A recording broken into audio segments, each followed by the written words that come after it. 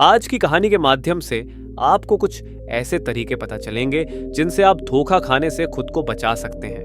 भावनात्मक रूप से कमजोर आदमी का लोग हमेशा फायदा उठाते रहते हैं। हम सब ने देखा होगा अपने आसपास जो भी इंसान नर्म दिल का होता है, यानी कि भावनात्मक रूप से करुणावान होता है, वह अपनी करुणा बस दूसरों की सहायता तो कर देता है, लेकिन बदले में उसे हमेशा धोखा ही मिलता है।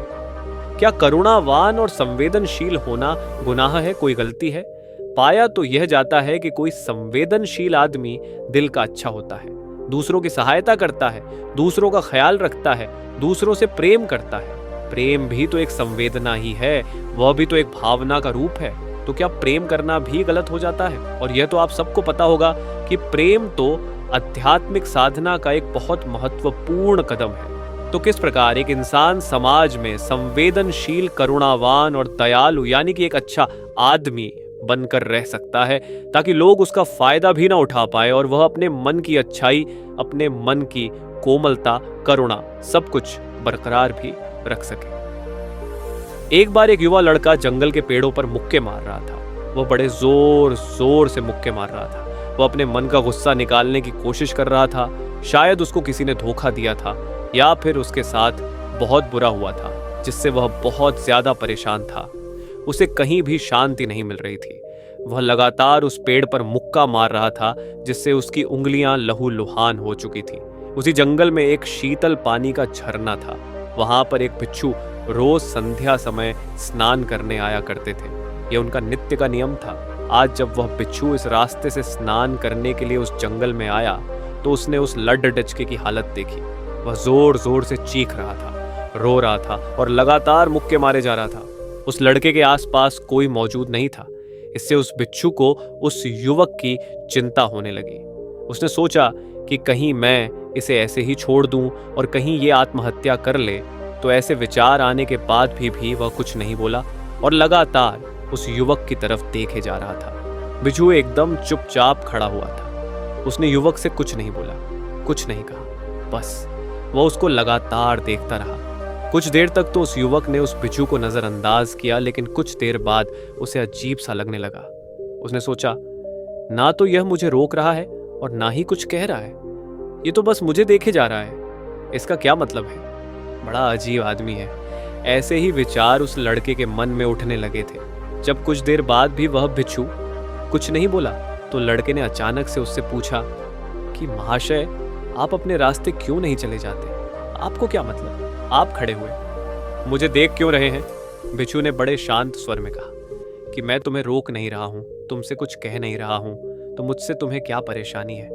मेरे ही तरह है ये पेड़ पौधे, ये पक्षी, ये सब तुम्हें तो देख ही रहे हैं। जब इनसे तुम्हें कोई परेशानी नहीं है तो मुझसे क्यों परेशानी है? ये सुनकर और लड़का जोर से चीख कर बोला, मुझे सबसे परेशानी है, मैं सबसे नफरत करता हूँ। यहाँ पर सब धोखेबाज गद्दार होते हैं, कोई किसी का नहीं होता इस दुनिया में। और इस तरह बोलते बोलते वह फूट फूट कर रोने लगा और रोए जा रहा था और बिच्छू उसे देखे जा रहा था। वो उसे चुप करने की कोशिश भी नहीं कर रहा था। ये बात तो उस लड़के को और ज्यादा अजीब लगी। अब रोना छोड़कर उस लड़के ने सीधे खड़े होकर उस बिच्छू से कहा, बड़े अजीब आदमी है आप। आपके सामने कोई इंसान रहा है, दुखी है, परेशान है और आप उसे चुप भी नहीं कर सकते। आपके मन में बिल्कुल भी संवेदना नहीं है। बड़े अजीब और कठोर हृदय वाले साधु हैं आप। आपको अपने साधु होने पर खेद होना चाहिए और ऐसे ही ना जाने क्या क्या जली कटी बातें वो युवक उस बिच्छू को सुनाने लगा। कुछ देर बाद जब युवक की सारी भड़ास निकल चुकी थी, तब बिच्छू ने बड़े ही शांत स्वर में कहा कि आज मैं तुम्हें कंधा दे सकता हूँ, तुम्हारे आंसू पोंछ सकता हूँ, लेकिन इससे तुम्हारी समस्या का समाधान नहीं होगा। कुछ देर के लिए तुम्हारा मन बहल जाएगा, बस उसके बाद वही जिंदगी, वही लोग जो तुम्हें आज कंधा देने के लिए भी तुम्हारे पास नहीं है, फिर से तुम उसी जिंदगी में लौट जाओगे। कोई तुम्हें धोखा देगा, कोई तुम्हारा फायदा उठाएगा और तुम अपने मन को ऐसे ही तकलीफ पहुंचाते रहोगे। तो आंसू पोंछने की बजाय तुम्हें मुझसे कुछ ज्ञान की बातें लेना चाहिए, जिससे तुम्हें जीवन में कोई भी धोखा ना दे सके, तुम्हारी अच्छाई का कोई भी फायदा ना उठा सके। याद रखना, आंसू पोंछने वाले तो तुम्हें बहुत मिल जाएंगे, लेकिन ज्ञान और सही समझ देने वाला कभी कभी कोई इंसान मिलता है। बिच्छू ने उसे बताया कि मैं पास ही के झरने में स्नान करने के लिए जा रहा हूँ। बड़ा ही शीतल पानी है वहाँ का।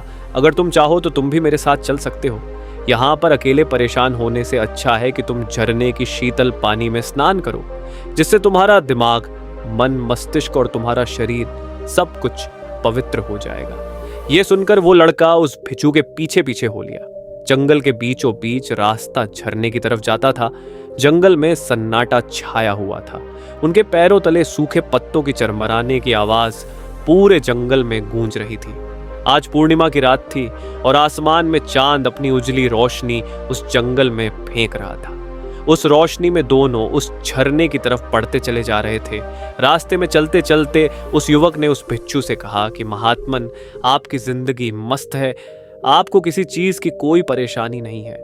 आपको पता है कि दुनिया में कैसे कैसे लोग बसते हैं, कितने धोखेबाज, कितने मक्कार, और सबसे बड़ी बात, अपने लोग ही धोखा देते हैं जिनसे हम प्रेम करते हैं, जिनको हम अपना मानते हैं। जब उन्हीं से धोखा मिलता है तो कैसा महसूस होता है। कभी कभी तो ऐसे लगता है कि भोले और दयालु लोगों के लिए ये दुनिया नहीं बनी है, ये धोखेबाजों के लिए है, मक्कारों के लिए है।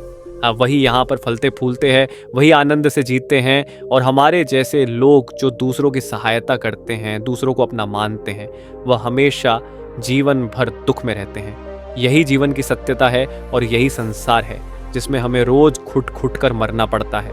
आपने सही किया, ऐसे जिंदगी को त्याग दिया, पीछे छोड़ दिया। अब बस अपने में मस्त, किसी से कोई परेशानी नहीं है, किसी की कोई चिंता नहीं है। मैं भी सोचता हूं कि मैं भी सन्यास ले लूं, छोड़ दो इस दुनिया को।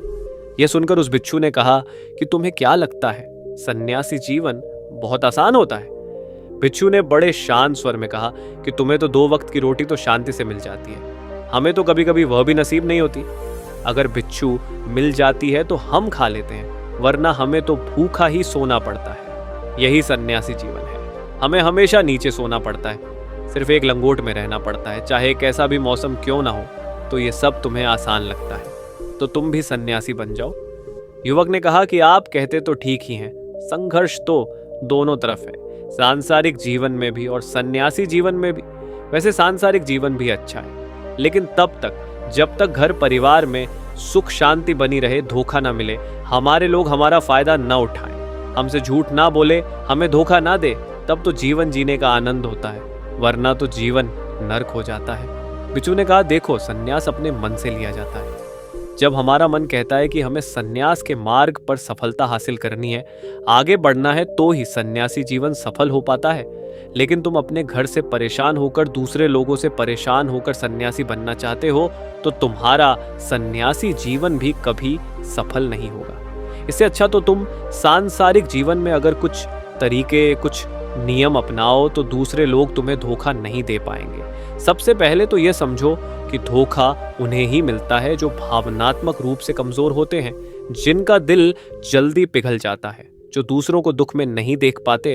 ऐसे लोगों के साथ धोखे होने की संभावना ज्यादा होती है, क्योंकि कोई भी आदमी अपनी परेशानी बताकर, अपने को दुख में बताकर तुम्हारा फायदा उठा सकता है। क्या पता वह झूठ बोल रहा हो, वह दुखी होने का अभिनय कर रहा हो, लेकिन आपको तो सच ही लगेगा, और उसके बाद कुछ समय बाद आपको पता चलता है कि आपके साथ धोखा हो गया। उसके बाद आपका मन अंदर से टूट जाता है। इसीलिए सबसे पहले बात ध्यान रखना कि किसी भी व्यक्ति को यह एहसास मत होने दो कि तुम भावनात्मक रूप से कमजोर हो। अंदर से तुम्हारा दिल नर्म है। अगर उन्हें यह कमजोरी आपकी पता चल गई तो वह कोई ना कोई जाल रचकर आपका फायदा उठाने की जरूर कोशिश करेंगे। चाहे आप अंदर से संवेदनशील हो, दूसरों की मदद करने वाले हो, लेकिन किसी को एहसास मत होने दो। ऊपर से कठोर बने रहो।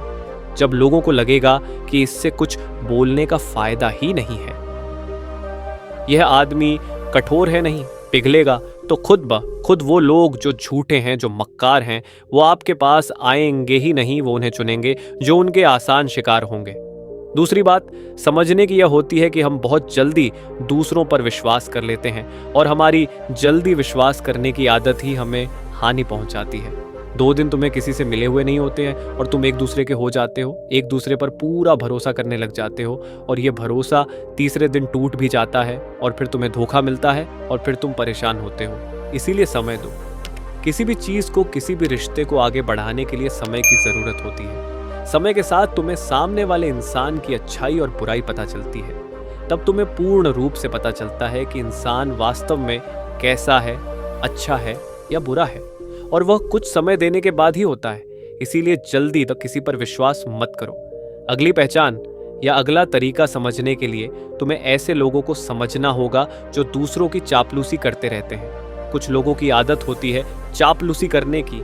आपके सामने आपकी बढ़ाई करेंगे, आपके बारे में अच्छा अच्छा बोलेंगे और आपको लगेगा कि यह इंसान कितने अच्छे हैं, मेरे से कितना प्यार करते हैं। लेकिन वास्तव में उनकी वह चापलूसी एक चाल होती है ताकि वह आपका दिल जीत सके। और उनको चापलूसी करने का मौका तभी मिलता है जब आप दिखावा करते हैं। अगर आप उनकी चापलूसी से प्रभावित ही नहीं होंगे तो कुछ समय बाद वो चापलूसी करना बंद कर देंगे। इसीलिए किसी के सामने दिखावा मत करो, वरना आप तो आकर्षण के केंद्र बन जाते हो। लोगों को लगता है कि शायद इसके पास बहुत ज्यादा धन संपदा है, इसीलिए इतना दिखावा कर रहा है। और इसी वजह से जो लोग आपका फायदा उठाना चाहेंगे वो आपके करीब आने की कोशिश करेंगे, आपके चापलूसी करने की कोशिश करेंगे। अगला नियम बताते हुए भिक्षु ने झरने की तरफ इशारा किया। वो झरने के पास पहुंच चुके थे। युवक को भी एहसास हो चुका था क्योंकि वहां पर ठंडी ठंडी हवा चल रही थी। ढलान की तरफ जाते हुए भिक्षु ने कहा कि सांसारिक जीवन में एक बात समझने की यह होती है कि हम जिसकी सहायता कर रहे हैं, चाहे किसी भी रूप में, धन से, शारीरिक रूप से, या जिस भी अवस्था में हम किसी की सहायता कर रहे हैं, तो हमें यह ख्याल रखना चाहिए कि सामने वाला वापस कभी भविष्य में हमारी सहायता करने योग्य है कि नहीं है। अगर किसी को पैसा उधार दे रहे हो तो ये समझो कि उसके पास आय का कोई साधन है कि नहीं है।